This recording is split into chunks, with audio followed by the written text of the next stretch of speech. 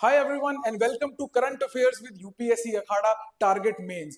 My name is Rohit Garcha and आज हम जिस टॉपिक के बारे में बात करने वाले हैं बच्चे, ये टॉपिक ना मीडिया बहुत अलग तरीके से इसको उठाता है, लेकिन एग्जाम पॉइंट ऑफ व्यू से जब हम इस टॉपिक को देखते हैं तो हमें किसी और नजर से इसको देखना पड़ता है, बिकॉज अल्टीमेटली जब इसके ऊपर क्वेश्चंस फॉर्म होंगे तो वो एक बहुत ही बैलेंस्ड वे के अंदर फॉर्म किए जा सकते हैं इस पर्टिकुलर टॉपिक के अंदर। रीजन बीइंग कि जब मीडिया कवर करता है थोड़ी सी चेस्ट थंपिंग उसमें ज्यादा रहती है, पॉलिटिकल एंगल उसके अंदर रहता है और उनको टीआरपी के हिसाब से जो है बातें बतानी पड़ती हैं। लेकिन जब हम किसी एग्जाम पॉइंट ऑफ व्यू से उसको तैयार करते हैं बच्चे, तो वो एक टोटली अपने आप में एक अलग ही गेम जो है वो उभर के सामने आती है बच्चे। नो दिस पर्टिकुलर टॉपिक ये पिछले काफी टाइम से जो है वो न्यूज में जा रहा है। आज की वीडियो के अंदर हम ए टू जेड इसके अंदर चीजें देखेंगे कि यार ये जो पर्टिकुलर आपका इंडिया यूरोपियन यूनियन का फ्री ट्रेड एग्रीमेंट है जो भी रिसेंटली न्यूज में आया था, ये क्या है, इसमें यूरोपियन यूनियन की तरफ से क्या कमिटमेंट्स हैं, एक तो उस पर सवाल बन सकते हैं। इंडिया की तरफ से क्या कमिटमेंट्स हैं उसके ऊपर सवाल बन सकते हैं। और जब हम मेंस की तरफ मूव करते हैं बच्चे, तो उसके अंदर सवाल पूछे जा सकते हैं कि इस पर्टिकुलर चीज की सिग्निफिकेंस क्या है।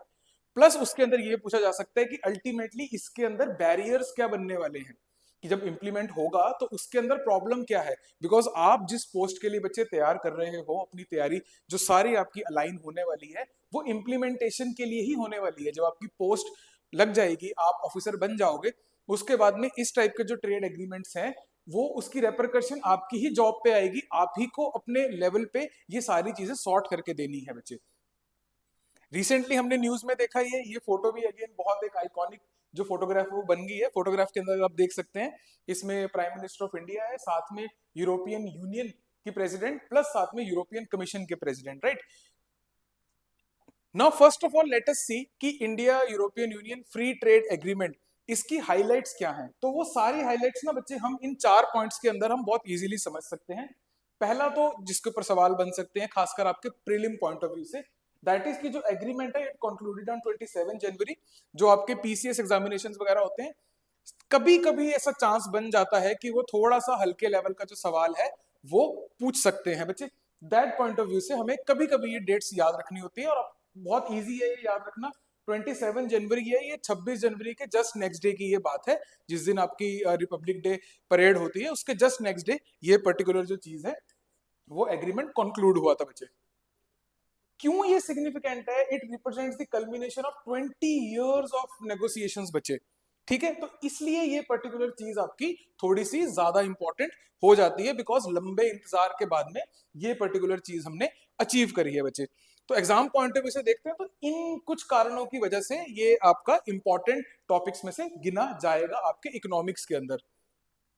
अभी ये पर्टिकुलर एग्रीमेंट कंक्लूड हो गया है, लेकिन ये रेटिफाई नहीं हुआ है, बिकॉज इसमें अभी बहुत सारी लीगल स्क्रूटनी है ना, आपके कॉन्स्टिट्यूशनल प्रोसीजर्स जो है वो बाकी हैं। आपके यूरोपियन यूनियन के सारे देशों को इसको रेटिफाई करना पड़ेगा इंडिविजुअली, तो जाके ये डील जो है आपकी इम्प्लीमेंट होगी। अगर हम बहुत एहतियातन भी बात करें तो भी ये पर्टिकुलर एग्रीमेंट को कम से कम 1 साल लग जाएगा आपको कुछ भी इसमें रियल इफेक्ट इसका देखते हुए, इसको रेटिफिकेट होते हुए और इसको इम्प्लीमेंट होते हुए बच्चे। नेक्स्ट स्टेप क्या है इसमें? वो वही है कि आपकी लैंग्वेज फाइनलाइजेशन होगी, इसमें लीगल स्क्रबिंग होगी और ट्रांसलेशन, एंड सबसे इंपॉर्टेंट क्या है, आपकी रेटिफिकेशन होगी। दैट्स वाई जब तक ये रेटिफाई नहीं होता तब तक हम वो देखेंगे कि आपके एग्रीमेंट में क्या कंक्लूड हुआ है। रेटिफिकेशन का क्या मतलब होता है बच्चे? जब हम कोई डील साइन कर देते हैं, सो बेसिकली वी एग्री कि हाँ ऐसा करना है। रेटिफिकेशन आपको एक तरीका देती है कि इसके बाद में ये होगा कैसे। जैसे फॉर एग्जांपल मान लीजिए वो बोल रहे हैं कि आपको टैरिफ लाइंस अपनी ओपन करनी है ना। यूरोप बोल रहा है मैं अपनी टैरिफ लाइन ओपन करूंगा, इंडिया बोल रहा है मैं अपनी टैरिफ लाइन ओपन करूंगा, लेकिन ये होगा कैसे? अल्टीमेटली जो कस्टम्स ऑफिसर आपका बॉर्डर पे बैठा हुआ है, जहां पे आपका इन होता है कंट्री में, उनके पास में तो कोई गवर्नमेंट ऑर्डर जाएगा, उससे पहले उनके बैक एंड के ऊपर ये सारे काम होंगे, उसको बच्चे रेटिफिकेशन बोला जाता है। लीगल स्क्रबिंग का कोई ज्यादा मतलब नहीं होता। लीगल स्क्रबिंग का मतलब ये होता है कि जो लैंग्वेज है वो लीगली कोहेरेंट है कि नहीं, है ना। जब हम लीगल लैंग्वेज की बात करते हैं it is somewhat different than जो ये जिस लैंग्वेज में मैं आपसे बात कर रहा हूँ, राइट। तो लीगल स्क्रबिंग का वही मतलब होता है कि हम उसकी लैंग्वेज को लीगल तरीके से हम जो है लिखें। Now with this particular agreement जो आपका यूरोपियन यूनियन है, ये इंडिया का 22nd इंडिया का जो है 22nd FTA पार्टनर जो है वो बन गया है। अगेन ये वाला जो क्वेश्चन है ये आपका डायरेक्टली प्री में पूछा जा सकता है। मेंस के लिए आपके पास में ओवरव्यू आ गया कि 20 इयर्स की नेगोशिएशन की कल्मिनेशन है ये, ठीक है, और 22nd FTA बन गया। मेंस में अगर आप यूज करना चाहो तो इसके अराउंड आप कुछ भी थोड़ी बहुत अगर आप लाइन कोई लिखना चाहो तो आप लिख सकते हो। Now let us see what are the key highlights of the India European Union FTA। इसी हाइलाइट्स के थ्रू आपको समझ में आ जाएगा कि एक्चुअली ये एग्रीमेंट क्या करने वाला है। आइए बच्चे, सबसे पहले हम देखते हैं न्यूजीलैंड, आई एम सॉरी, सबसे पहले हम देखते हैं यूरोपियन यूनियन की जो कमिटमेंट है वो क्या है। आइए बच्चे, सबसे पहली चीज तो ये है कि ये आपको अनप्रेसिडेंटेड, यानी कि इससे पहले इतना मार्केट एक्सेस नहीं मिला, unprecedented market access European Union ने इसमें वादा किया है। कैसे? वो एग्री कर गया कि मैं ओपन कर रहा हूं अपनी 97% of tariff lines. See, tariff और टैरिफ लाइंस में अंतर है। टैरिफ लाइन जब मैं बोलता हूं तो basically it means category of tariffs. जैसे बहुत सारे प्रोडक्ट्स होते हैं, जैसे फॉर एग्जांपल अगर मैं बात करूं कि कॉस्मेटिक्स हैं, तो कॉस्मेटिक्स बहुत तरह के होते हैं, तो हम इनको एक ही टैरिफ लाइन में डाल देते हैं, है ना, तो वो सारे प्रोडक्ट्स की एक टैरिफ लाइन बनती है। तो we are opening 97% of the tariff lines, यानी कि प्रोडक्ट तो और भी ज्यादा होंगे, टैरिफ लाइंस आपकी 97% तक वो ओपन कर रहे हैं, which is covering around 99% of the India's export value। Value का मतलब है मनी वाइज, ठीक है बच्चे। नेक्स्ट अगर हम बात करें क्या यूरोपियन यूनियन कमिट कर रहा है हमें, that is zero duty for labour intensive exports.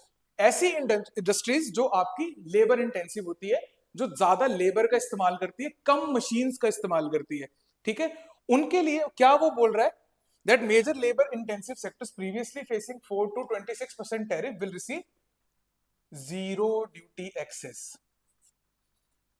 अब इसके बाद में जो है हम कहीं पे भी जब आप आंसर लिखते हैं तो हम इसको और लाइंस पे लेके जा सकते हैं कि इसके बाद में आपकी एम्प्लॉयमेंट बढ़ने के चांसेस है। समझ में आ रहा होगा। अब हमारे पास में इतना स्कोप नहीं होता है एक छोटी वीडियो के अंदर कि इसकी सारी इंप्लीकेशन को आपको समझाया जाए, लेकिन साथ ही साथ मैं ये भी बिलीव करता हूं कि आपकी तैयारी इस लेवल पे चल रही होगी कि इसकी इंप्लीकेशंस आपको साथ साथ में समझ आ रही होंगी, ठीक है बच्चे। नेक्स्ट देखते हैं। अगेन ये पर्टिकुलर चीज जो है ये इंडिया के पॉइंट ऑफ व्यू से बहुत इंपॉर्टेंट है, दैट सर्विस सेक्टर लिबरलाइजेशन भी की जा रही है। क्या वो बोल रहे हैं? That it made binding commitments to open 144 services and sub sectors, ठीक है बच्चे, encompassing IT, IT enabled services, digital services, professional services, because India की जो इकोनॉमी है that is majorly a service economy. Hence ये वाला पॉइंट आपके लिए इंपॉर्टेंट। अब देखना कि ये जो पर्टिकुलर पॉइंट्स है आपके सारे के सारे ये कितने ज्यादा कॉम्प्रिहेंसिव है, ट्रेड के अंदर हमें कितना ज्यादा फायदा होने वाला है इसका, डायरेक्टली एंड इनडायरेक्टली। कहने का मतलब मैनिफेस्टेड एंड लेटेंट। मैनिफेस्टेड माने जो एकदम से सामने दिख रहा है, लेटेंट माने छुपा हुआ, इसके पीछे की बात क्या है ना। तो यूपीएससी और पीसीएस क्या चाहता है आपसे, एचसीएस वगैरह जो है वो क्या चाहते हैं कि मैनिफेस्टेड तो 100% आपको पता ही हो, लेकिन आप लेटेंट के बारे में भी कुछ कुछ जानते हो, पीछे छुपी हुई बात के बारे में भी आप कुछ कुछ जो है वो जानते हो। सबसे बढ़िया तरीका इसको डेवलप करने, क्योंकि ये चीज डेवलप होती है, सबसे बढ़िया तरीका उसको डेवलप करने का बच्चे एक ही है, that is to write answers regularly. जितने आंसर्स आप लिखोगे, आपके पहले आंसर आप ऐसे लिखोगे कि आपको लगेगा कि यार आपकी तरफ से बहुत अच्छा है, टीचर के पास जाओगे वो बोलेगा आधा नंबर 10 में से, है ना, 1 नंबर 2 नंबर, उसके बाद में आप देखोगे कि आपकी इंप्रूवमेंट होती जा रही है। By the time you right the 20th question, किसी भी सब्जेक्ट का हो, आपको अपना पहला आंसर दोबारा पढ़ोगे, आपको उसकी खुद की कमियां समझ में आ जाएंगी कि अच्छा इसमें ये गड़बड़ है। लेकिन अगर आप इस प्रोसेस से नहीं निकले, there will not be any improvement, क्योंकि ये प्रोसेस है बच्चे, इसको बायपास नहीं किया जा सकता। नेक्स्ट इज बच्चे, अब इंडिया एग्रीकल्चरल सोसाइटी भी है, एग्रीकल्चरल इकोनॉमी भी है, तो एग्रीकल्चर एंड प्रोसेस्ड फूड्स का एक्सेस भी जो है वो एनहेंस किया जाएगा। Indian agriculture and processed food exports receive preferential access. एक टाइप ऑफ एग्रीमेंट होता है जिसको हम पीटीए बोलते हैं, ये एफटीए फ्री ट्रेड एग्रीमेंट, एक होता है प्रेफरेंशियल ट्रेड एग्रीमेंट, ठीक है। तो एग्रीकल्चरल प्रोडक्ट्स के अंदर वो बोल रहे हैं कि हम आपको प्रेफरेंस देंगे, यानी कि ये एक पीटीए का फॉर्मेट आपको एफटीए में देखने को मिलता है। वैसे भी जो एफटीए है वो एक बिगर बॉडी है, पीटीए उसके अंदर ही लाया करता है, हेंस आपको इस टाइप की चीजें देखने को इसमें मिलेंगी। नेक्स्ट जो एक बहुत बढ़िया चीज है दैट इज मोबिलिटी फ्रेमवर्क। ये क्या है? It establishes temporary movement of professionals, कहने का मतलब वीजा ग्रांट किया जाएगा, वहां पे फिजिकल मूवमेंट ऑफ पर्सन जो है वो बेटर हो जाएगी, ठीक है, एंड स्टूडेंट मोबिलिटी। प्लस इसके साथ में भी उन्होंने क्या एक और चीज बोली है कि वो आपके फैमिली एंड डिपेंडेंट्स के लिए भी जो रूल्स हैं उसको ईज अप कर देंगे। That means with family setup होना वहां पे अब इजी हो जाएगा आफ्टर ये जो एफटी है वो रेटिफाई हो जाए, वो लागू हो जाए। क्या ये ब्रेन ड्रेन को बढ़ा सकता है इंडिया से, टैलेंट को खींच के सक करके ये यूरोप लेके जा सकता है या नहीं? एक बारी कमेंट में बताइएगा क्या विचार है आपके इस पे। Next is regulatory and standards cooperation. कोई भी ट्रेड जो है वो आप रेगुलेटरी स्टैंडर्ड्स के बिना नहीं पूरा कर सकते। यूरोपियन यूनियन कमिट कर रहा है कि हम आपको कोऑपरेट करेंगे आपके एसपीएस के अंदर एंड टीबीटी के अंदर। What is SPS? Sanitary and phytosanitary standards. इसके अलावा TBT is technical barriers to trade. ये आपने इकोनॉमिक्स में डिटेल में पढ़ा होगा, नहीं पढ़ा है तो इवेंचुअली जब आपका जीएस आप पढ़ोगे इकोनॉमिक्स का, ये automatically you will stumble upon these things. ये टर्म्स आप वहां पे डिटेल में समझने वाले हो। अभी मैं अगर आसान भाषा में बोल दूं तो आप इसको ऐसे समझिए कि technical barriers of trade, for example अगर यूरोप के अंदर जो गाड़ियां हैं उसका स्टेयरिंग दूसरी तरफ है, इंडिया में दूसरी तरफ है, तो अगर आप इंडिया की गाड़ियों को वहां एक्सपोर्ट करना चाहते हो तो आपको टेक्निकली करेक्ट करके भेजनी पड़ेगी। These are called TBT, technical barriers to trade, है ना। तो ऐसे ही आपके खाने पीने के अंदर जो हमारे स्टैंडर्ड्स हैं जो उनके स्टैंडर्ड्स हैं उनमें अंतर है, तो अगर आपको उनको सामान भेजना है दैट मीन्स आपको अपने स्टैंडर्ड्स को एनहांस करना पड़ेगा। क्या ये इंडिया के लिए एक अपॉर्चुनिटी है अपने स्टैंडर्ड्स को एनहांस करने के लिए? अगेन ये something to think about. India की क्या कमिटमेंट है बच्चे? इंडिया की कमिटमेंट्स के बारे में हम देख लेते हैं। अगेन बहुत शॉर्ट में, बहुत ब्रीफ में देखेंगे बिकॉज डायरेक्टली शायद ही क्वेश्चन आपसे इस पे पूछा जाए कि इंडिया की कमिटमेंट बताइए आप इसके अंदर। हाउएवर अगर कोई सवाल आता है बच्चे तो उसके अंदर आप इन सब चीजों की इंफॉर्मेशन को यूज कीजिएगा। मैंने आपको बहुत ही शॉर्ट में बस ये 4 पॉइंट्स यहाँ पे बना के दे दिए हैं बच्चे। पहला ये है कैलिब्रेटेड टैरिफ लिबरलाइजेशन। कहने का मतलब कि India committed to opening 97.5% of its tariff line for the EU exports. ठीक है बच्चे, एक्सक्लूड क्या कर रहे हैं? Sensitive sectors like dairy, cereal, poultry.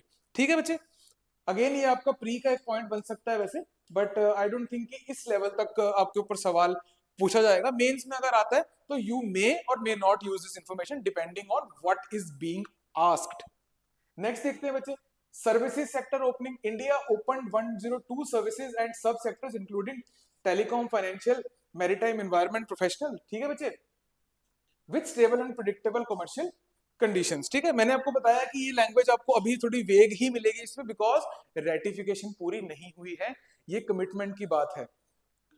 और अगर हम थोड़ा सा दिमाग लगाएं आईआर के पॉइंट ऑफ व्यू से, इंटरनेशनल रिलेशंस के पॉइंट ऑफ व्यू से, हम इसको किस पॉइंट ऑफ व्यू से कर रहे हैं? इकोनॉमिक पॉइंट ऑफ व्यू से। लेकिन अगर हम इसको आईआर के एंगल से देखें तो आपको समझ में आएगा कि यार यूएस जो है उसने रिसेंटली ना थोड़ा सा एग्रेशन दिखाया था ग्रीनलैंड के ऊपर, है ना। यूरोप और नेटो को आंख दिखाई थी आपके ट्रंप साहब ने, है ना। तो ट्रंप साहब को दिखाने के लिए, है ना, ये पर्टिकुलर एग्रीमेंट जो है वो एकदम से फास्ट ट्रैक हो गया, तो हमारा तो उसमें फायदा ही है। और अभी रिसेंटली हमने ये देखा कि इंडिया और यूएस की ट्रेड डील भी हो रही है, तो this was bound to happen बच्चे। इतना आज के टाइम में, ग्लोबलाइजेशन के टाइम में कोई भी कंट्री इतना नहीं दबेगी, है ना। आपको बैलेंस आउट ही करना पड़ेगा। दैट्स व्हाई इंडिया की strategy, it is one of the best strategies in the world because it works. Next देखते हैं बच्चे, इंडिया की क्या कमिटमेंट है? MSME friendly rules of origin. कहने का मतलब ये है कि इंडिया बोल रहा है कि हम आरओओ को फॉलो करेंगे, वो एमएसएमई फ्रेंडली होगा बिकॉज हमारे जो मेजर एक्सपोर्ट्स हैं, मोर देन 40% ऑफ एक्सपोर्ट्स जो वर्ल्ड को जा रहे हैं वो एमएसएमई सेक्टर के थ्रू जा रहे हैं। MSME, micro small and medium enterprises, इनके थ्रू जा रहे हैं, राइट। हेंस आपने क्या बोला कि रूल्स अलाइन, जो रूल्स हैं हम उसको अलाइन कर देंगे with the global standards, plus हम साथ में क्या अलाउ करेंगे? सेल्फ सर्टिफिकेशन, ताकि आपके एमएसएमई को भी ज्यादा दिक्कत ना हो किस चीज में बच्चे? कंप्लायंस करने में इस पर्टिकुलर एग्रीमेंट से। लास्ट वन इज इंडिया ने रीअफर्म किया कि हम ट्रिप्स एग्रीमेंट की पूरी इज्जत रखेंगे। ट्रिप्स एग्रीमेंट क्या है? ये this is trade related intellectual property rights के ऊपर ये एक एग्रीमेंट है कि हम इंटेलेक्चुअल प्रॉपर्टी को भी इंटैक्ट रखेंगे, उसकी भी इज्जत सम्मान को बकायदा पूरा किया जाएगा। सो ये कुछ इंडिया की मेजर मेजर कमिटमेंट्स हैं, वो रही हैं इस पूरे ट्रेड एग्रीमेंट में। अगर हम आगे चलें तो हम ये देखते हैं कि आपकी स्ट्रेटेजिक एंड इकोनॉमिक सिग्निफिकेंस इस पूरी चीज की क्या बनती है।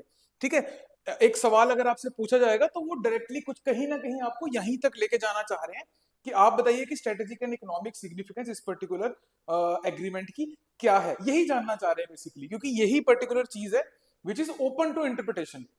अदरवाइज जो ट्रेड है कैसे होगा क्या है वो तो सब फिक्स हो ही गया है ना, इट इज रिटन देयर। ये पर्टिकुलर जो चीज है ये है जहां पे आपका अपना दिमाग यूज होना होता है ना। आइए आपका ओपिनियन थोड़ा सा फॉर्म करते हैं इसके साथ में। So what are the strategic and economic significance. सबसे पहली चीज तो बच्चे यही देखिए कि ये ना एक स्ट्रेटेजिक लेवरेज मिल जाएगा आप दोनों पार्टनर्स को, यूरोपियन यूनियन और इंडिया को, वर्ल्ड के ऊपर। कैसे? India and European Union bloc combined represent approximately 25% of the GDP. Hence, it is strategically and economically significant. ठीक है बच्चे, समझ में आया? अगर आपके दो ब्लॉक्स हैं, वो एक चौथाई वर्ल्ड की जीडीपी जो है वो आपके पास में है, तो आप अगर कोई डील कर रहे हो वो स्ट्रेटेजिकली एंड इकोनॉमिकली सिग्निफिकेंट होगा ही होगा। ये पॉइंट आपको बस इतना सा इशारा करना चाह रहा है।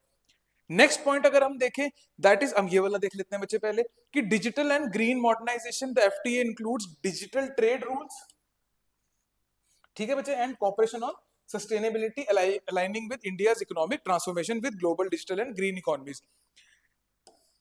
डिजिटल इकोनॉमी इंडिया पहले ही बहुत काम कर रहा है, ग्रीन इकोनॉमी के ऊपर इंडिया थोड़ा सा पीछे है, लेकिन फिर भी हमने जो अपने टारगेट्स हैं रिन्यूएबल एनर्जी की कैपेसिटी वाले वो टाइम से पहले अचीव किए। दैट मीन्स ये पर्टिकुलर चीज हमारे लिए सिग्निफिकेंट हो जाती है, ये पर्टिकुलर एग्रीमेंट, जस्ट बिकॉज कि इसके अंदर स्पेसिफिकली आपका डिजिटल एंड ग्रीन मॉडर्नाइजेशन की बात जो है वो लिखी गई है। Hence it become a significant move. अब हम चलते हैं आपके कुछ वो वाले पॉइंट जो आपके दिमाग में डायरेक्टली आ गए होंगे पहले, जब मैं लास्ट टाइम बात कर रहा था आपसे इसी वीडियो में पहले। सबसे इंपॉर्टेंट पॉइंट बच्चे ये बनता है इसका, थर्ड पॉइंट विच इज कि the FTA supports India China plus one strategy.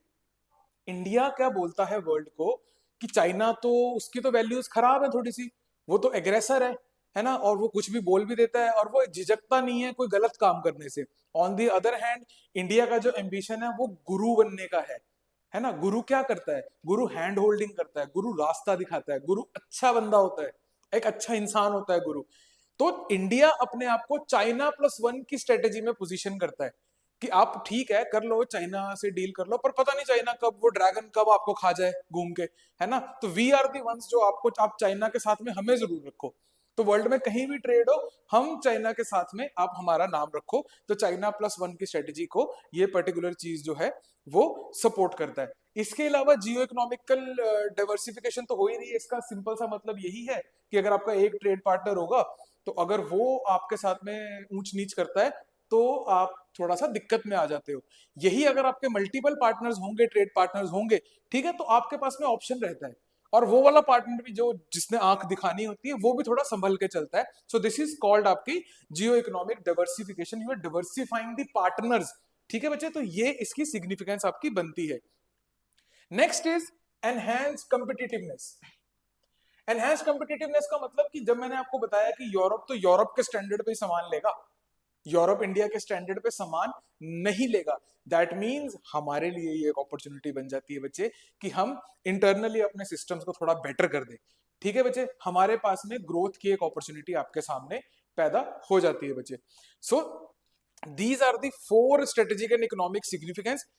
इसके अलावा जैसे मैंने आपको बताया था कि जो पेरिफेरी पॉइंट्स हैं कि इंडिया में जॉब्स क्रिएशन के चांसेस हैं, दूसरी तरफ वो ब्रेन ड्रेन का चांस है, ये सारी बातें हम, आप बहुत आसानी से सोच सकते हो। मेरे को पूरा भरोसा है आप पे, अगर इतने बड़े एग्जाम पे आपने जो है हाथ डाला है तो आपके अंदर बुद्धि तो होगी ही होगी, है ना। तो वो वाले पॉइंट्स क्वेश्चन देख के हम खुद ब खुद डाल देंगे, प्रोवाइडेड उसका स्ट्रक्चर अच्छा होना चाहिए। और उसका एक ही तरीका है कि आप आंसर्स रेगुलरली लिखिए। जो मेरे रेगुलर स्टूडेंट्स हैं बच्चे, आप लोग आंसर्स लिखते हो, रेगुलर लिखते हो, and there is a certain amount of improvement in those answers also. यही इंप्रूवमेंट मैं चाहता हूँ। ठीक है बच्चे, मैं जाते जाते आपको 4 क्वेश्चंस दूंगा, तो आप चाहे किसी भी इंस्टीट्यूट में कहीं पे भी तैयारी कर रहे हो तो डेफिनेटली आप वो क्वेश्चंस लेके जाइए, ऊपर क्वेश्चन को लिखिए, आंसर कीजिए और उसे डेफिनेटली आप चेक करा दीजिए। 3 क्वेश्चन मैं आपको आज इस वीडियो के एंड में जाते जाते दे के जाऊंगा बच्चे। नेक्स्ट हम देखते हैं कि इसमें चैलेंजेस क्या है ना, और इम्प्लीमेंटेशन कैसे होगी इसकी, उसके ऊपर आपके क्या चैलेंजेस हैं। एक तो मैंने आपको मेजर चैलेंज बच्चे बता ही दिया, that is ratification. By all European states with उनके पार्लियामेंट्स में और विद उनके जो लॉ फॉर्मेशन होनी है, ये सारी चीजें रेटिफिकेशन है ना, along with India's domestic procedures.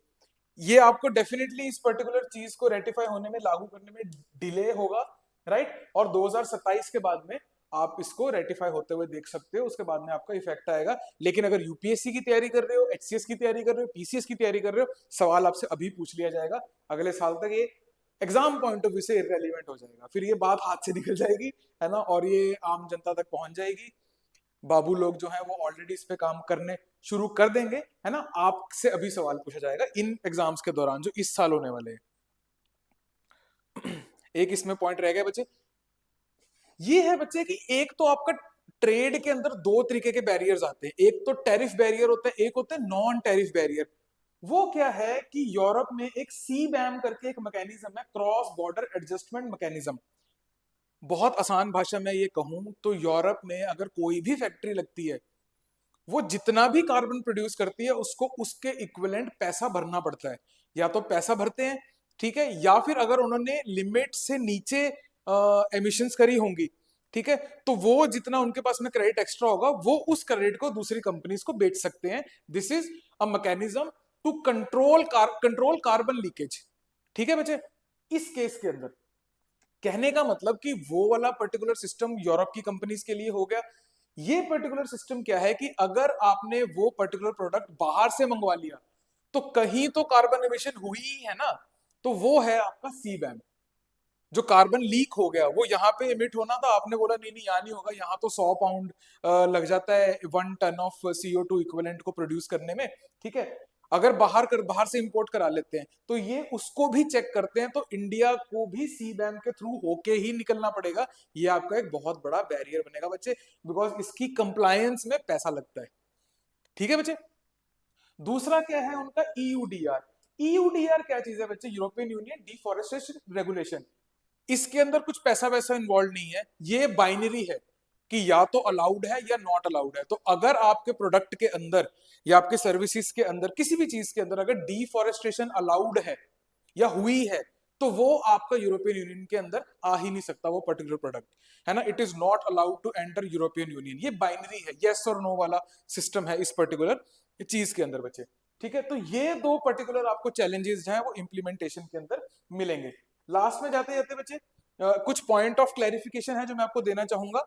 जैसे मैं आपको बता रहा था जो प्रेफरेंशियल ट्रेड एग्रीमेंट है, इट इज अ सब part of your free trade agreement. ये पूरे डायग्राम को आप चाहे वीडियो को पॉज करके या तो बना लीजिए या इसकी फोटो ले लीजिए। ये अगर आपने एग्जाम में बना दिया दैट मीन्स कि you understand what are these agreements, कि कस्टम यूनियन क्या है, कॉमन मार्केट क्या है, इकोनॉमिक मार्केट किसे बोला जाता है। एंड जस्ट इन केस आपको इसकी डेफिनेशंस वगैरह चाहिए तो ये डेफिनेशन बच्चे यहाँ पे मेंशन्ड है। आपको जो डॉक्यूमेंट है वो नीचे लिंक में भी मिल जाएगा, और अगर आप चाहते हो कि आप पूरी पूरी क्लासेस करंट अफेयर्स की यहाँ पे ज्वाइन करें, राइट, या बाकी सब्जेक्ट्स अगर आपने करने हैं ढंग से तैयारी करनी है, बिकॉज ये वाला जो हमारा इंस्टीट्यूट है ये बहुत ही अच्छे टीचर्स के साथ में, बहुत ही गुड इंटेंशंस के साथ में बच्चों के रिजल्ट के लिए काम करता है, और रिजल्ट्स भी जो है बच्चे वो बहुत अच्छे आते हैं। Now let us move forward on the 3 questions. इसमें से आप कोई भी एक क्वेश्चन जो है वो अटेम्प्ट कर सकते हैं बच्चे। एक बारी क्वेश्चन में आपको एक दो क्वेश्चंस बता देता हूं। Despite significant tariff liberalisation, non tariff measures remain a major constraint in India EU ट्रेड। एनालाइज अब कोई ये आपकी स्टेटमेंट हो गई है, ठीक है, ये आपको कॉन्टेक्स्ट दे रहा है कि किस डायरेक्शन में सोचना है। इसने आपकी रेलवे की पटरी बिछा दी, अब आपकी गाड़ी इसी पटरी पे दौड़ेगी जहां जहां ये पटरी जाने वाली है, ठीक है बच्चे। एनालाइज क्या करना है? Analyse the challenges posed by EU regulatory regime such as CBAM and SPS TBT standards. देखो वर्ड्स में ज्यादा घबराना नहीं है, है ना। अब मैंने आपको ऊपर ऊपर से बता दिया, आपने उतने से भी आप बढ़िया आंसर लिख सकते हो, नहीं तो चाहो तो थोड़ी सी रिसर्च CBAM पे अंडरस्टैंडिंग पॉइंट ऑफ व्यू से आप कर सकते हो। Such as CBAM and SPS TBT standards and suggest measures India should adopt to mitigate their impact.